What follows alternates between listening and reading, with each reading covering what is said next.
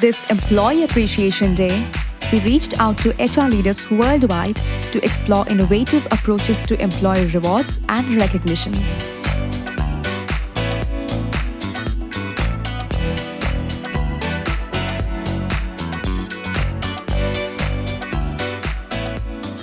I think the most important thing for 2024 is around equity. And so certainly there are a myriad of different compensation and benefits plans that can be applied for employees.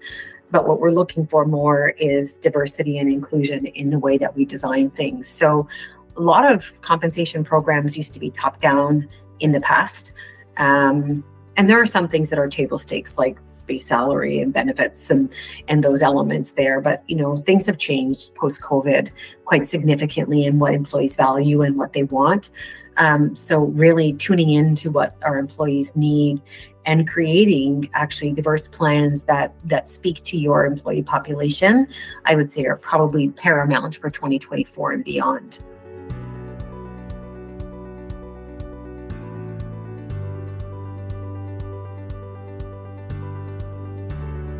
I think what's important is what your employees want, right? So I think like I mentioned before, a lot of plans in the past were top-down driven, which I understand from a business perspective. It makes sense. You know your budget, you know what you can do. There are table stakes out there that everybody's offering from a recognition and reward perspective. But that's evolved and changed quite significantly. We see it more and more where, you're looking to your employees, what rewards and recognizes them. And the only way you can know that is to ask them. And once you've asked them, I'll give you an example. Some organizations will offer an RSP plan. Some might offer an HSA and a WSA, health spending and wellness spending. It really all depends on your organization, your budget, and then, what's important to your people. Once you tune into that and you're actually rewarding them based on the uniqueness of who they are and what's important to them, then they feel heard and feel like you're actually rewarding them based on their individual needs.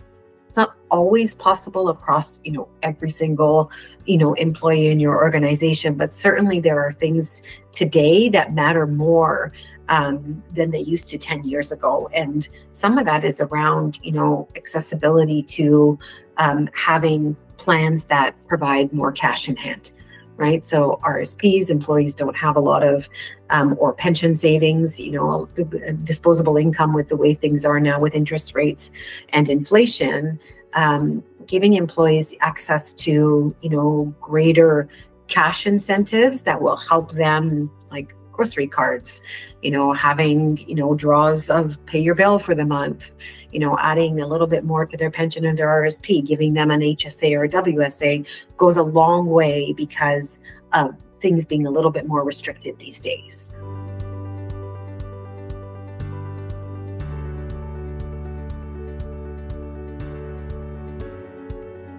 You should ask your employees. There's many ways to do employee surveys to ask the question. Our only caution around it is when you ask, employees will expect, right? So if you're asking, they're going to expect a difference. So before venturing out and creating a survey for your employees, which is the best way to do it, or having individual meetings with them one-to-one to ask them their opinions.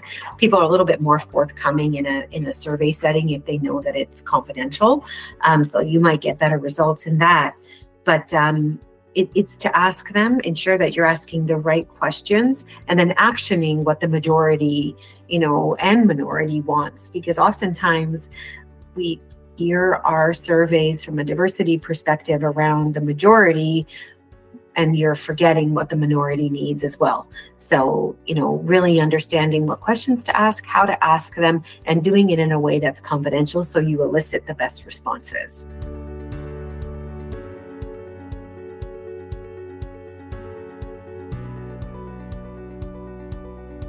It goes so much further than big salary. It goes so much further than, cash incentives.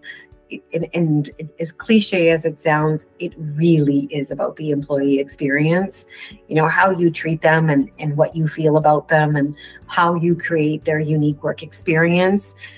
is probably more important than anything else you can do. Certainly, you want to make sure that they're financially stable, that you're assisting them with, from a philosophical perspective, with what you believe in as an employer, whether it's long-term savings, whether it's, security in the moment, and they feel fulfilled and you're market competitive. But so much of it is just around evolving as leaders, as, having emotional intelligence, including, diverse perspectives in the way you're doing things, and morphing and changing with the way things are moving. Is so much more important than just rewards and recognition. In my opinion, it's acknowledging that, you have very talented people on your team who are bringing unique perspectives, and you should listen to them. I think that goes a long way.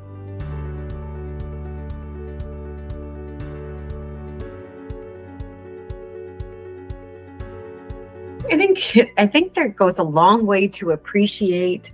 I think there's sometimes a bit of a lack of perspective on what things cost and how they are, and especially in small business. So on Employee Appreciation Day, I think it's important to say, hey, if I have work-life balance, or, this is a remote workforce, or these guys are, this employer does so much for me, is to actually go back to your employer and say thanks. Because I know they're doing, most of the times you don't hear anything unless it's bad news. And sometimes just hearing great news about, hey, this goes a long way. This might, this has helped my family in this way, or me individually in this way, goes a long way. So saying thank you, and also being very honest about what you need.